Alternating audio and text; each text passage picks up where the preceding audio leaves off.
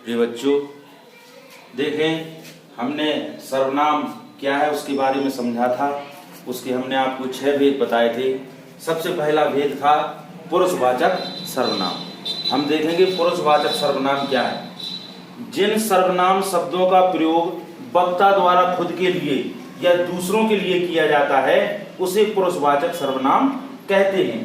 तो कहने का मतलब ये है कि पुरुषवाचक सर्वनाम किसके, जो शब्द, उन शब्दों को हम पुरुषवाचक सर्वनाम कहेंगे जो खुद व्यक्ति अपने लिए प्रयोग करे या किसी दूसरे के लिए प्रयोग करे। ऐसे शब्दों को जिसमें और किसी व्यक्ति का बोध हो रहा हो उसे हम क्या कहेंगे, पुरुषवाचक सर्वनाम कहेंगे।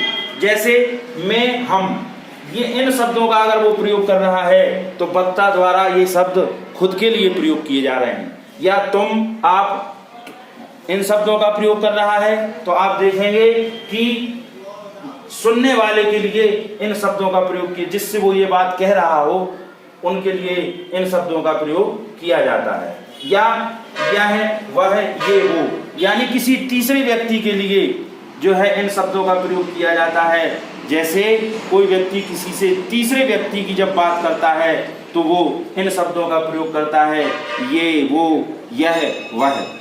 तो देखेंगे हम कि पुरुषवाचक सर्वनाम क्या है। जिन शब्दों का प्रयोग व्यक्ति स्वयं के लिए या दूसरों के लिए प्रयोग करता है उन्हें व्यक्तिवाचक सर्वनाम कहते हैं। कहने का मतलब है कि ऐसे शब्द जिसमें व्यक्ति का बोध हो उन्हें पुरुषवाचक सर्वनाम कहते हैं। इसका प्रयोग व्यक्तिवाचक संज्ञा के स्थान पर किया जाता है। इन शब्दों का प्रयोग व्यक्तिवाचक संज्ञा के स्थान पर किया जाता है। इसका प्रयोग पुरुष और स्त्री दोनों के लिए होता है। पुरुष और स्त्री, क्योंकि वह व्यक्तिवाचक संज्ञा ही है इसलिए इनमें कोई अंतर नहीं होता है, दोनों के लिए इन शब्दों का प्रयोग किया जा सकता है। पुरुषवाचक सर्वनाम जैसे इसका प्रयोग श्रोता, वक्ता या अन्य किसी दूसरे के लिए किया जाता है। तो सबसे मेन चीज ये है, हमें क्या समझना है कि पुरुषवाचक सर्वनाम है क्या। पुरुषवाचक सर्वनाम वो है कि उन शब्दों का प्रयोग अगर कोई व्यक्ति करता है, इन शब्दों का प्रयोग जो व्यक्ति स्वयं के लिए करता है, माने ऐसे शब्द जिनका प्रयोग व्यक्ति स्वयं के लिए या किसी दूसरे व्यक्ति के लिए या किसी अन्य व्यक्ति के लिए करता है, ऐसे शब्दों को पुरुषवाचक सर्वनाम कहते हैं। जिन शब्दों के द्वारा किसी व्यक्ति का बोध हो रहा हो उन्हें पुरुषवाचक सर्वनाम कहते हैं। इनका प्रयोग व्यक्तिवाचक संज्ञा के स्थान पर किया जाता है तो उन्हें, इसमें क्या है, सर्वनाम का प्रयोग श्रोता, वक्ता या अन्य व्यक्ति के लिए होता है, उसे पुरुषवाचक सर्वनाम कहते हैं। इनके 3 भेद बताए गए हैं।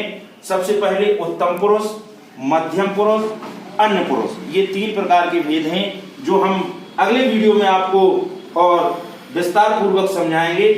एक बार पुनः हम इसको देखेंगे कि जिन सर्वनाम शब्दों का प्रयोग वक्ता द्वारा खुद के लिए या दूसरों के लिए किया जाता है उसे पुरुषवाचक सर्वनाम कहते हैं। जैसे मैं, हम, इन शब्दों का प्रयोग और वक्ता स्वयं के लिए करता है। तुम और आप, इन शब्दों का प्रयोग व्यक्ति उसके लिए करता है जिनके लिए वह अपनी बात सुना रहा है। और यह, वह, ये, वो, इन शब्दों का प्रयोग व्यक्ति किसी तीसरे या अन्य व्यक्ति के लिए करता है। तो कहते हैं कि जिस शब्दों से व्यक्ति का बोध हो, जिन शब्दों को व्यक्तिवाचक संज्ञा के स्थान पर रखा जाए और उनमें स्त्री और पुरुष के लिए, दोनों के लिए जो है प्रयोग किए जाएं, ऐसे शब्द पुरुषवाचक सर्वनाम कहलाते हैं। ये 3 प्रकार के होते हैं, उत्तम पुरुष, मध्यम पुरुष, अन्य पुरुष। तो आप लोग इसको अच्छे से समझें, हमें बताएं कि आपको हमारे द्वारा पढ़ाई गई चीजें समझ में आ रही हैं या नहीं। फिर इसके बाद हम अगला वीडियो आपको कल डालेंगे। धन्यवाद।